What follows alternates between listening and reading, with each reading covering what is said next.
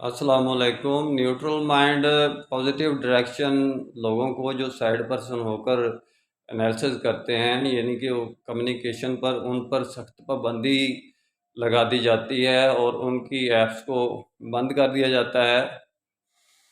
ये सरीहन जुल्म है, यानी कि ये नाइंसाफ़ी है कि यानी कि इस ट्रेंड पर लाया जाता है कि या आप रशियन ब्लॉक में शामिल हो जाएं या आप अमेरिकन ब्लॉक में शामिल हो जाएं।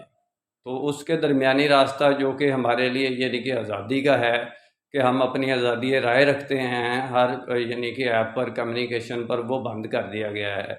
ये बड़ा जुल्म है, कसदन जुल्म है। मैं इसके ख़िलाफ़ हूँ। ये यानी कि दुरुस्त रास्ता नहीं है। हमारा कम्युनिकेशन मीडिया भी मैं देख रहा हूँ, जियो न्यूज़ भी, मैं अहमद मीर को भी देख रहा हूँ कि रशियन ब्लॉक की वो ट्रेंड मार रहा है, डायरेक्शन मार रहा है। पहले ऐसा नहीं था, लेकिन अब इनकी मीडिया की भी मजबूरी बन गई है और मीडिया पर कब्ज़ा हो चुका है। यूट्यूब प्रीमियर की तरफ भी जाएं तो आगे जाके अगर आप प्रोग्राम यानी कि आप उसकी मोनेटाइजिंग की तरफ जाएं तो वहाँ भी यानी कि रशिया घुसा हुआ है और उसने अपना रोबोट डाला हुआ है। आगे इंसानों से हमें बात करने ही नहीं देता, दूसरी दुनिया से हमारा राब्ता कम्युनिकेशन काट कर रख दिया गया है।